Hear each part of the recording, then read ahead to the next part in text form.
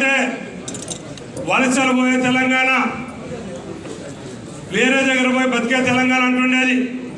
అలాంటిది మన తెలంగాణ అన్ని రంగాలలో డెవలప్ అయిందంటే మన కేసీఆర్ గారు దేశం.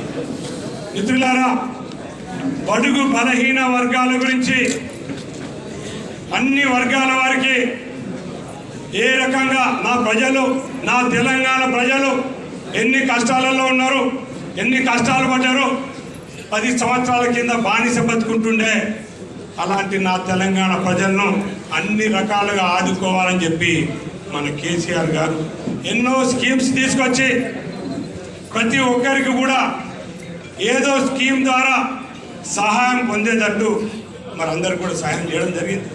ఈ మధ్యన అంటున్నారు కొందరు, ఆడవారు జమైనరు, మరి ఏం చేశారు, కేసీఆర్ గారు ఏం చేయలేదంట.